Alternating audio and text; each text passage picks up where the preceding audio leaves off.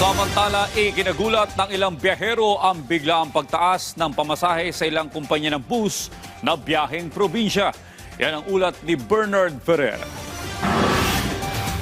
Maagang nagtungo sa PITX na Miriam at ang kanyang mister upang makakuha ng tiket pauwi ng Albay. Dito nila planong mabakasyon at gunitain ng Semana Santa. Pero nagulat si Miriam nang malaman na ang dating pamasahe na 1,200 pesos bawat individual ay tumaas na. Kasi dati, 1,200 lang to eh. O aircon na rin. Pero ngayon, laking taas. Magkano po? 1,800. Sabi ko nakakagulat po ma'am, dati 1,200 lang po ito. Tumas daw po ang krudo. Sa kagustuhan makabiyahe, wala na siyang magawa. Kailangan eh.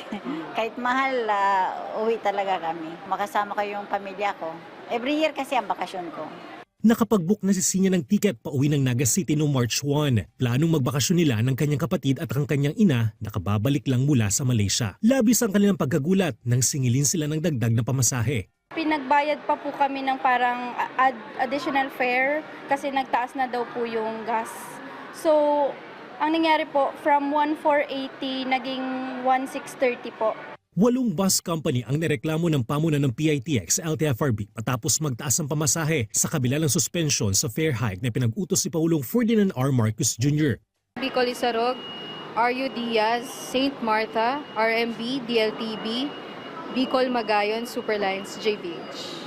Kami naman, paulit-ulit kami nag-remind sa bus companies na nag-stop ng fare increase. So dapat walang fare increase. Nanawagan ng LTFRB sa mga bus company na huwag samantalin ang sitwasyon ngayong inaasahan ng pagdagsa ng mga pasahero. Mula March 22 hanggang March 29, mahigit 1.4 milyong biyahero na ang duman sa PITX, habang umabot sa 81.75% ng fully booked sa mga biyahe patungong Bicol Region ngayong Lunes. Samantala, inaprubahan na ng MMDA at LTFRB ang mga panuntunan para sa pagpapatupad ng carpooling system na inaasahang sisimulan pagkatapos ng Semana Santa. Ipatutupad ang carpooling bilang point-to-point service kung saan ipinagbabawal sa mga driver ang pagsasakay at pagbaba ng pasahero sa gitna ng ruta. Alinsunod din sa panuntunan, 2 biyahe lamang bawat araw ang papayagan sa bawat sasakyan, isa sa umaga at isa naman sa gabi.